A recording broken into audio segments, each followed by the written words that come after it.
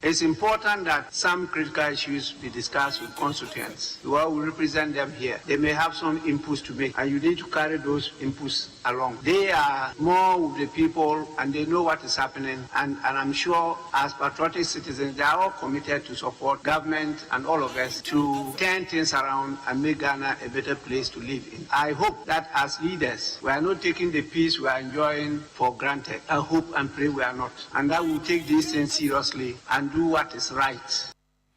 Nipa wotin nkai ayapiemu awo Ghana mranhye bedwafie Right Honorable Alban Kingsford Sumana Bagbin enti bibi te say ile viasem bibi te say kenofobia tasem say na wakọ na wonu constituency for na kwadwene ho de ombeka na so ba parliament a wa beye ho adwuma oha bi ha wo mo na wo solve a na wo san so to aso biam say electoral commission Ghana ha say ku a wonu mo sha bato onsem so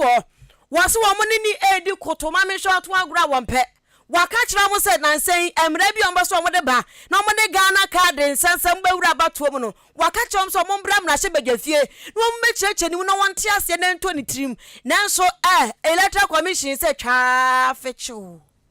I requested earlier on that the Electoral Commission should give me a brief on the proposed CI which they want to present to the House. It's yet to happen. But as the Deputy Majority Leader indicated, I'll have to cross-check to see whether they've been communicated to officials. But I made that request based on Order 60, Rule 2. I underline the proviso. Order 60, Rule 2. Order 160, Rule 2. And so if what is being alleged is anything to go by, the Electoral Commission is giving notice. I believe it's not the case, because they know they cannot go on the offensive against an arm of government.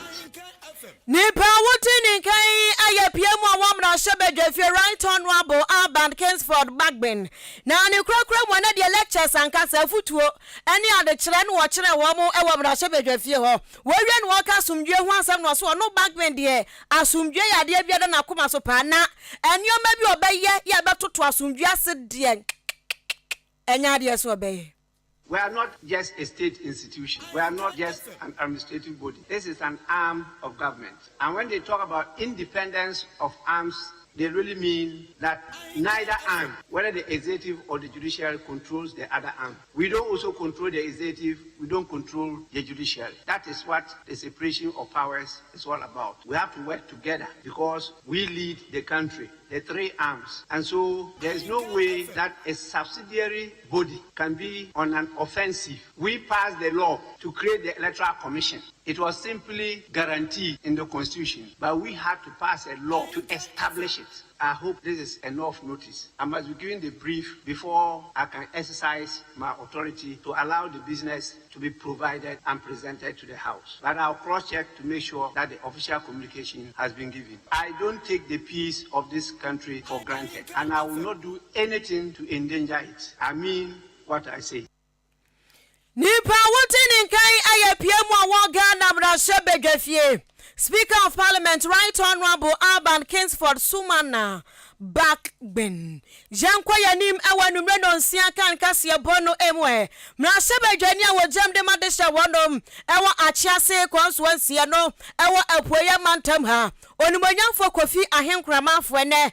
adwumadi achenchirenche ene wode hyehye so ni na ne sa pomodi adwuma efo ne akyerɛkyerɛfo tempentenkwa wo mo ni fechire wo ho brapa enu nti wo hyeda eya award edema wo mo bobɔ wo mabaso a na abra honorable gira simpie ni apaso ya wo kasa no se akyerɛkyerɛfo ye nkɔfo bi a wo mo boa pa akora na obenya ba be doctor wo be ye nurse ni wo be ye kyerɛkyerɛni wo be ye de nsɛmtwerɛni wo be ye de ben wo wiase a yaje se wo fantetiam entetia no so nya se wono ana ne ho 1020 ne ho adwene se kokɔbea kokɔ wakwatena classroom ha na wotoro mo kɔda bi eye teacher ni na betra na de enti akyekyafoɔ sɛ ne wo mo ebre wo Ghana ha se no ene wo hwɛ ya hwɛ se wo be hwɛ no abo maba so wo wie no wo se apomodi adwumayɛfoɔ health workers ne so de enti a wode wo mo ka abasobɔ ne ho ne se wo hwɛ COVID-19 empentenkwa ya anesefo te ye apomudi adwumayefo omonkwa na da sane mu chese wo bre paate so pa enti ye free covid-19 mu afri no na wose ye hwane abubobubo ebinum abaso enu nti na hye ni nkran a wodi sa adwuma no na asempa wo mo de to so ne se eye emre ya ewo mu yi sania ehumasua ene apomudensem ebuama amanfo anase owiase fa na nyina wo bia di ye ene akyerɛkyerɛ ni asɛdeɛ ene aya anansefo asɛdeɛ sɛ ne ɔmahunu ɔmasɛdeɛ a wɔmo hwɛ sɛ 21st century ewo mu no ebetumi akoya nim na de opukɔ school wakɔ bie de ɔno nso wɔpa ayarehwɛ wagye bie enti asɛm ti a wɔmo ɛde to so ɛno no na wɔkasa fa ho kakra yɛntie. When did you become a chance district? You will be there at sea. There is one, yes, soon a free. The Amiba, the Batui, and the Amiba. The Bayano, the district director of education, and district director of health. The new Mushia, or more sermons in the so far the school sem and the accommodation sem. So, say, and son of Mabaya MP, no, Namini, and so Mabaya MP. The next seminar, and the full share, how much them in Nima, a coffee. We will omo petri me betumi aboa da bia meka this is sabe adwumafo a ye di omo fam yen ewo ye mensin mu so mo meye adwuma no de omo de adom bi na omo de dum yen obetumi aba adwuma no eso ye no onte ne ho ye enso bosome so a obegina ketua nti wode ne saa na obo adwuma ne ko no se adwuma no owi a na ya transfer no no ko basa ye mensin no ye nyampa so bi ewu ye wo mu ne se ebia na akade a wode be ye adwuma no ne nsanka ana se ye nhyeda emwa no adwuma oye no ye mbona baso nti e ma adwuma no ontre ne ho nwe ne yi nti be ye se mabayi die se MP ni die afie bia me bochichafo eni nesefo abaso chase enu nie na me bompa ye se nyame be ma ya hoden nkwa se ne ne mpanifo abetwa chia ha omo hwe die esi bia beba no be kese nipa wotini nkai ayamra se bedwani MP ya wojiram de madesia wonom ewo achiase abato mpeso so no ewo apoye mantam ha onimonyamfo kofi ahenkura maafo na busua bra Facebook be hwe ene award no se de na ekokọ so nyina ene ya tabrid yagu ho na enu akire ena soafo abede akira wo hwe ahumasuan sam so Deputy Minister of Education onimonyamfo gift chum ampafo maami ampafo enso dibito so ye ne na woda eye MP asese ye MP waya ade papa na wi asese wo ye adwuma na nipa wodi wani mo hu sa kwa ye adwuma no obo na baso Kenya sunsun bi wani mu ema adwuma no ene wo ye ni ye pa enti we na besi wo mu nkran na adwuma no mo ye se akyerɛkyerɛfo anesefo apomdi adwuma yefo no wo ma ye ni ye enu ntie ne aseda de wodi bi kwama wo mpa wo wie ye wotu akyerɛkyerɛfo fo esanso etu awofo nso efo na teacher for ne nurse for abasobo a MP ni MC e wa chiase eye no amaye nyina ka bebree enne enhyehye a MPP aban aye no sabofra bi anko school a na yo no ano wanyere no president Kufuor na kofa school feeding buy se be ya mofra ni beka school but the Kufuor don so buy wato aso kura ma aho kire be nyina school feeding sika no ya to so kakra e wa 2023 budget na kofa free SHS aba na ne e de free SHS ni sabofra bia wo ye day kura emu oduane di dakro duane kra be mo oni aka school na wo wie SS no so a no guarantor student loan scheme e wo ho asabofra no wo Ghana card nko a na oyire ne ho nko anya admission wo school pombie mu a hyehyɛ wo ho sɛ wo Ghana loan trust fund a benya sika amma na bo ni school ho ebra mfie miense mfie nan a wo hia sɛ wo hia busuani bi a beba abe tai na chi ansa ɛno nti na me bo no abo kofi ahenkura manfo abaso efi sɛ ye best school no sɛ wo ya ngina ho ye entumi ampase BC ni ya ye keke nyina no wo nya ho faso sabra aban ni de matoto ye na manyofo nso boa no awofo akyerɛkyerɛfo yen somo pro no mu ho na yen nanda wo yen korakora wo sɛ ya interventions bebre amabobo so nyina mafo de benya ho faso na Ghana afa yen tamama efe nipa wotini nkai ayeswafo abedi akira wo hwe ahumasuan so wo Ghana ha onimonyamfo gift chum ampafo na akira na yamani boni kwabna akim ene akyerɛkyerɛfo ne anesefo no nipa wono na edi nkunim kasa overall best teacher no ankasa pemu no otope no ene wonya brand brand new motorbike eye owura Godwin donko enenya asaba sobono na eno so wode aseda piesie ekwama onimonyamfo Kofi Ahenkra mafo chema mafo say ye chema honorable ayazai That's a Yamisha, me honorable DC, because me bad this pitch, no assemblyman. So no one is saying crying, baby, I want light, Nadaroma, Omo Brain light, SM Brain, JHS, and Sana, Omo transfer me alcohol. Because no one is saying crying, say, Obebuame, and Panso, and there was sending one Yam, Wamami motorbike, or Nene, MP, and will be there or boy, Yamikans, Yami Onsirano, no more, Uncle Swana, or Moye, and Yamin Kwana Yamwa, no more be there over Yam where Biarano. Send when you're Dodia Mamma, when you're Amobias. Nipa wotin nkanadie awose kwa soma atichafo ene apomdi adwumayefo ewachem achianse no nipa wono eneye overall best teacher teachafo nyina wa achianse papa yi aje abosu ko ba wo ye teacher ni papa wo kirade ye pa obon homoden entu onya motorbike owura Godwin donko ena ye training kano eya numde no nsia Ahenkan Kasiebo we eya pepa ezanse ye bekọ na sports fo no aba na ye ba bewuram ewa ha sei na nsa ne ye bewuram ewo ema ne mema ne so no Jubilee Hospital se men kan tro se ewo pe ba bia agya hwe papa eye ho a ebia wa ope ba bia abadaja obi anhu ntwom obi anhunu se asumasi ekuru eda ne nan asumasi ne yade no asu wo saa nyoma na keka ne ensembege na nkofo keka fa ya afo ho no mpese obehunu bi enu nti wo pe privacy wankasa wo hye ba bi na ayifo a doctor fo agina so de a na ne private room na ubehia ebi ewo Jubilee Hospital lab wo ho pharmacy wo ho nro wo mmese dey enro wo mpanti nyafe na wi abukakra hye wade hwe maame hospital wudi be chia for odan zigizagam obaba kra na asrefa dabi we dia pharmacy we duro bia wo mbi ufa ya fun pe antenatal no ko ho wo wie nso postnatal care ye be hwe kama kra ne se fifiem na nantiem na aduane diem ni nyinimu ne kasemu ni nyina wo mo be ma tips for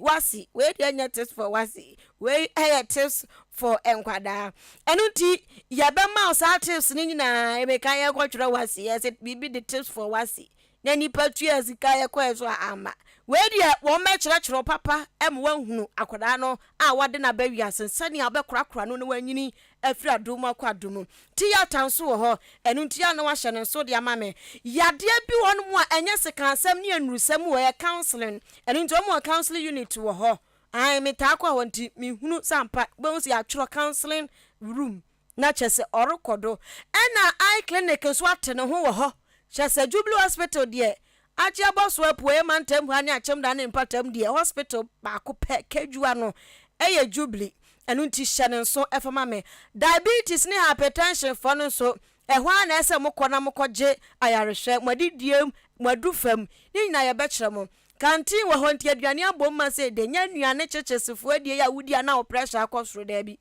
we wo munim se hospital canteen ti no aduane a apomudin wom ena ye ton ede ma kyene nso sa insurance so eye adwuma 24/7 wo ma kyerɛ kwan eni achem odabo abo kwantempo ne so amantansam so ne so anum ne se wo kwa Jubilee wo mu Jubilee spellings na aso green and white Nyansam ke to afrem panifo 0244 575799 0244 575799 and 0241 784 645 0241 784 645 Jubilee Hospital for enono na Bimpoma Plaza Hotel so ope baby atalanku a eya hwa wanya honeymoon bi na wo kwa ye hwa akotalanku na obe fili se queen size beds papa bi orthopedic air condition odan bia mu edan ya self contain wan wo hotel self contain wo kitchen shemu wa betimi acheche amadofu adi eye Bimpoma B Plaza fridge si dining TV wom kaya hwe boys e wuso da mu hwe bi nya fe na u be free hotel room akwa hwe bo ba bi chese bibi akoso ho kama bambo samso na hia pa gira na so wa ma kira kwan e wo achem oda MTTD kwan so ana odan kwantanum Church of Pentecost na wo ho no ugina ho atu wani a B Plaza Hotel nintentenso wo boho dagba madafu bi se tafa na je se deja woda ho enu nti no ukwa na wabuku na ja wakwa akobia kama talanku 0249 855396 0249 855396 and 0243 118500 0243 118500 na woni wo mo atwetwe nkomo nya bo Ahenkan FM wa bronya yakoi discount wo ho ti ko na kwabia kwajiwani ewo B Plaza Hotel afe ye to Kasiebo no eso se ye to aso abusua ye ko ha sei empe bebre empnatwe ne awade ne de keka ho bo no ya na nyoma bebre si ubelto ba kwa dwalai when onya tia ne naso empnatwe mu ana no wo beba no wa se konfo ba no osiwa ya moso wo kasa ne ho a fichu be ma ne sunya tia ne naso kakra bia na ne no mo de pie obepie sisi a nani oba nani na yigu ne kon kabo ekwasu wa kwhwe bi wo baabi kura wo ma fie buru abehwe bi no wa betentiem na ho so atentiem bi na makasa chese empra hwe de ensem bebre kwaso na ye ene ye busa Ahenkan Kasiebo ene African Funky Friday bianso ye ya ade no ye kwa bonten ene abna pokua kobusa se entokwa won pnatwe mu no obi anim se pnatwe bia wade mpu 20 years awade kura no still ba ku betia ba na so na entokwa pre ebi mutumi de fe so patupa no makon boot for boot ebi so de hwe ni nyina mu no se entokwa ba ananse mote ho no mu a ede ba de na ema se wo ka kire wo ku a chese at once by force na woye de bade a unya instructing no a eno no ni buafuo ni bufu yo wa mu na yo obeye yentie ma no semom kan me boy die me ka so fi ma no ma me ya no wafe me si say open gate ye jabie so ba ni ku ho na obisa ni bibi ana obisa ni bibi na kasa wamle ye bieja keke apart from no sikasem de obisa no de ebe ye den ma ka so me bieja de ani o yale kura o be ba bieja me ma ni bi wo ha won mo ko baabi ni wa blessed den entoko na mo ko sedien ni bu na afu sedien kura na se ade ba ko pe wo de ma no wo bue so kire no a na se wo ne da na wo bu atopan na se ye ne da asam ni na wa twam na ni na asa nti atopan na ma awale so. Jesus Christ, forgive me. I am a children. I don't know anything, no. And some of them can I mean, hey, I am a children, no. I'm a children. Kwalake to my baby, as my men last one, dear. Yes, my mean penny movie, na. When an age from eti abusia yes say ya Friday bia say ya enti ansamwa e man kai na e mema no so yabusa mo say man e mema de ka tintinitio e de be na ye timi mo sa no tie wo mo Emmanuel no maba no and this kan tene ma me mo ne na mo de no bio and ma no maba no kra no say wo be ma no wo go wire wa tiska koye no hwade wo pese na wo pese wo bieja anansa wo pese wo fire omo mpre so enti na ma ne de uni sika wo mu oba de wo fom ne say dey tituru kra say oba ne na ya aka na wo be ma no wo dem na okudwale babo so obese la to ne na yasi empa so ana akonwa so wa say de bie buku ni mu no de achile be ma no sebe wo bu afu say de na ade aye no nko obebi ka say e ba che obebi ba ka wo be ma no ba ka say be hu no wo de ama wo e ma de sebe ono ya aka no opese ono ugbo mu ne sa de na no de be ma wo ye ba ko a bibisa oba na on puputi ti se me ne be da e say obe ko ba che say oba me no na say wo ye ne bone kura na ofa ne chew ana say de ope no de mana obetimi de ebi sa na adwono kura no na on so ho apie a won so ono oje ho enje ti upa ne chew ana say okro na enana ne bebe yere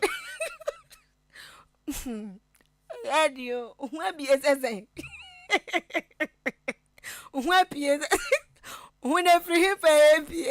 ye radio baba ko first one o ka se sika me dey 70 sika ne so better My mama so bunyaka omoko one direction. Am I pesco? Unya cash. Shedum pumba. Ono bakasa sisia. Any on me yaka said that. Oh my own momo. Any actually madi anwadro. Wo dey wan see the crowd right there. And the papa ta ya kra kopeko kupiano. Enti abusiana freaky funky Friday ti na de no.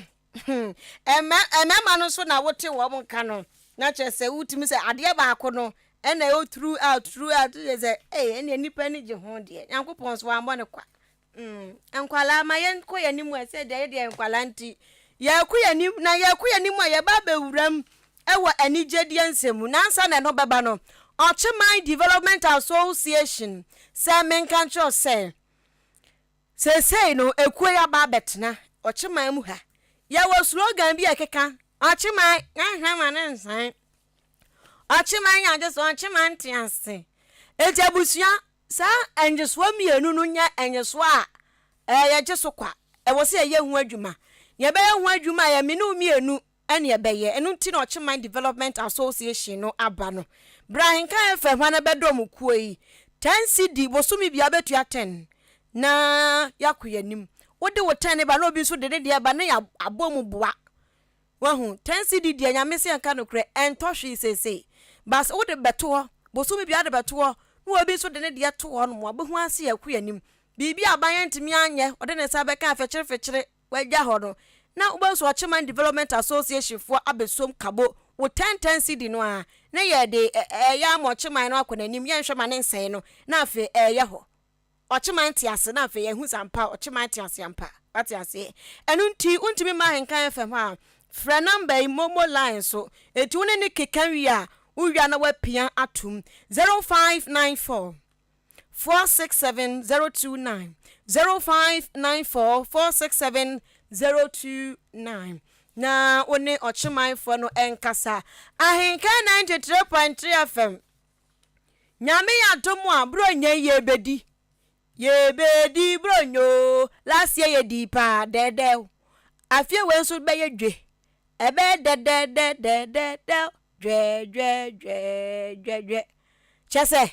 emu be de pa isanse be bia namo no emu ye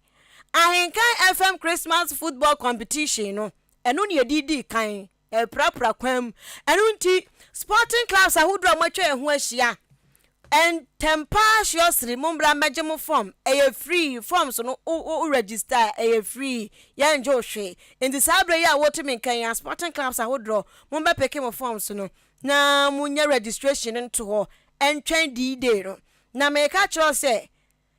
wose wo hye ne nsonso se form no sabre ya wan beje forms na 21st December ba se criminal na pa won sa do and the sabre ya timi kan ya do not harden your heart imprim wakoma bon unim bon fan she kura na se ye team we de ye bra krom ha na we de ade da so competition kan si ntibra na beje na fakọ ukrom fakọ bo ho asafo he ewo ho competition no ya de hehya so 24th December 2022 ewo achem aboabo sakasaka park na ya tre ya na mu awie no na ne Father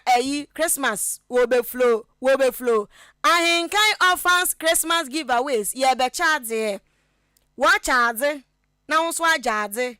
enunti enu beba so 26th December Boxing Day no ena sa dwumadie koso no we no ye ne ajanka ne yisia ena edie ahwia bomu nti wo ye janka enkasa bro nya die enkoyi bekoyi Ahenkan FM ti ebekoyi pa ya becha nioma obedidi amia kiesu se girl uwia di nhira aka girl ne ho na pese onyamu nhira na wo sponsor yen na nkora no ekase nyame nhira na bi ka ho so a sponsor 0244 290093 0244 290093 anasa 0554 171393 0554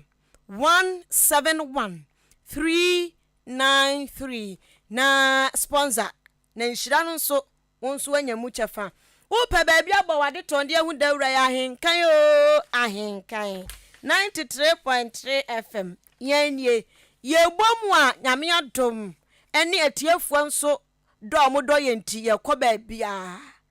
baabia no ti wode wade ba ne ye se ye bodawura ma wa obehu se you radio got resource ubehu se ampa ensusu aso papa bi fira Ahenkan FM apie wa unya sampo na ade agiska ho so to ho bibibia wo bahu dawuro bro nya bre mu mo dawuro ya Ahenkan FM na ntran kase na Ahenkan FM ma ya chon eni abu e de metumi atake ai atia bisani agronti from marketing manager na nke kobesho ho ya package kama edi ama 0244 290 093 0244 290 093 afi operators ye tiesim Adam Ghana hasi anyomtofo do so pa na anyom no so ye wa munchichemu somhafo no ho ena hiribaba fo so ho na mame ba ko a eba no se yento nnwom na Nyankopɔn ensori mfi na henie mu na wonhyira nipa a woya de papa wotumi to nnwom a na chese ba bia jikumo Nyankopɔn a wotumi sane eya wanwan adwuma gospel musician na se gospel singer sisi twum wode atu dwa se aya na nkofo busa se ada na gospel for no mo kunum tire o managers pa but mami we de ni ku wo hu no enti ni ku no ande won support na na so empe bebre obehu na gospel for no mo kunum ani nam no mo support o mo ne ade ba ni ku no enya de se wo support ni bebre sai san se ni ku nso ewa adwuma a wo ye enti ono nso no ewo so no so gina na wono nso eye adwuma Nyankopɔn ede amano no obia ne na sede ene obia ne choice obu wo ye gospel musician beka so okay bese mi kun bam fine ene we na omumienu na akwankunyansie aka sede bi e wo se wo hwem ye wadwuma na me nso mi hwem ye madwuma enti na omumienu na akontiase apam twere wo ma twere se we beye we na we aye we e wo mse ni kun support no se wo beji abosu ko ba na adwuma no wa kire ne se kobo show wa ha ye say sika ne yenye se akira nko na hu asema ba ese nkofuo bi de na no de ba ko egu ye prekese na sika na fa ha na we ye say wo se da bi sa ne o ma ni nyina no oni ni kun person mu hwitra enti eba ni business a eye business. It's okay. Yeah, it's cool. It's fine. So far as you all agree to, work with each other, it's fine. But my husband, for instance, he doesn't even have that time. He move a lot, and then he's been traveling, going to preach here and there, and imagine also having a program. So is he going to leave his work and then? You see that thing? Me mani ye na juma no so ye na juma ti. Se bibia ba critical no ba ne na be man saje aboswe me beje da bi awade no nyame ambam na se gu se krim na no de bia ba ye we se no ye wodan we na be man age na obe man ni ekushi oba no ensempi no ko ba hwemu ye na nwom to a senka we nyina mbam ti omunim de omo ye omudi omulem obia di ni lem se eselakufu nipa wuti ni nkan aya gospel musician ma mesisi twum enwum dia wonim to me yada ne se Ghana fo so omu follow gospel no mo yada ne sa so onim nwum no etopa na abusua yanku yanimu na awawasem wasiye anyina ne se Ghana ha se MPP amanyo kwanu kopie mu a nipa atwe wo muti so wo be 2 franc ama MPP amanyo ko 2024 no wo mo do so papa wo mo do so che otwe nwunwi we nyisi medi yes e de be na mbedi o mo se akunwa ni ebedi yo ene akunwa yi dan duru a sekre monica jo se dan duru a wonchwe wada po cha se dan duru a danu duru a se akoto aba na ne ebehu se Alan ogina benkuma na ogina nifa Kennedy akompre kwa Japan ogina he ena bosu Kena Mr Digital Dr. Lahanji Mahamudu Bamian so gina he enti no ayapre na Ghana man pani dada John Ajekum Kufo na watwi mu Andre ya wodi ni birthday wanya mfie no edio watwe and 84 years akredi nchene ba wo hwe na still ogina so eni mu dua ne nsesan na ni no nsesan na ne voice no so tactical voice no ensesan egusua emu da ho ye sexy chase papa no nyame ahira no na abra wo mu celebrate no choristers fu ekwa ho no jai abusua nwuma moto ye no hwe so betumi ato bia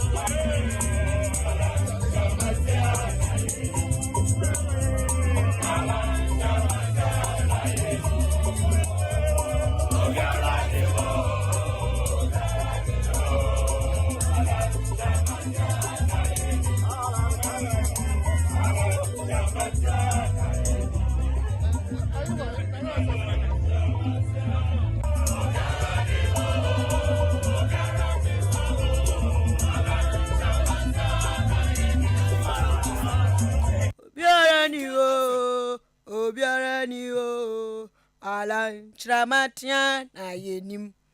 ti no kwesa lanchamatia na yenim a dandruwa na ebehunu salanchamatia na yenim alan cash na osen wan cash enti kufu birthday na se enyum to akwaso ba kwini na ne mu yi 10 cd wo mu digu choristers no so say mabonyum me ka say na video na da so no Facebook Alanchamatin na esa no o dege wo dege na ne nko for nso etu sika ma hu obsi na doye wo mo nana obsi we alampa na na hu obsi ndi na chi eno nso ya asem foforo enti ani ewe choristers no mani age Alanchamatin na yenim obiara ni o ba o miampu ni ho Alanchamatin na yenim enti Facebook no video no da so ma me fa manfa je nchambra na ve yan so na sports killers number na wo mu bedwam gum eyi no me ka medwam no ne so bia e fiampo fu e mesro manu na fu manu fu baza o mu bedwam gum bedwam gum no ko kasi o mu bedwam a no so ya sanfoforo abusua ma me fa manfo message kakrambra na ve me so Facebook ena megina nana kwame mensa bonsu sheka woso di ahafo ntotro so wose Alanchamatia na onim ono so Alanchamatia na onim ono so eda hase ya wo ka asem no ha master planner say President Akufo-Addo wa ho we focused ensema nkofo ka fiafia na mamwo nyina nyamfa ne ho Nuane so ndie na dia ne so obehwe na Ghana economy na jan na so na NDC from person ya no mo distract papa yi wo mo ye wo mo din sementro kontompo sem dabraba sem ebe for papa yi so o se nanado ye president die na dwene e wo baby ba ko se economy no begira na so ye we say good evening Kasiebo ndi dem was wo share live every amakrom O2 Moses wasi agenda bi nso kanidi ho de free amakrom wasi nchia kese nkom nana baafo otu ohin popra wo amakrom eno nso eno no message no dos na so wasi yekọ na sports for no eba enu ntima yam fancy ha na yan so le banjo we so diaba wasi mankan ya wanti ase etima menkan yabu asam one the SMS no twitwenim o say Kasiebo ni dem too much say appointment time the year Ahenkan FM mo aja bosu ko ban o chia ne sentia wo chia gata wo kran any officer o so mo odan morning star Kasiebo no so edwagu mo ho enti wo mo so afili bia obi de am say boy ne ye boy no you for Brazil ni Croatia for boy still entity na ni so nti ogusu predict wa ha de ma minya hunsi ha na tie the next match no de be koso abusua operators fo mienu operators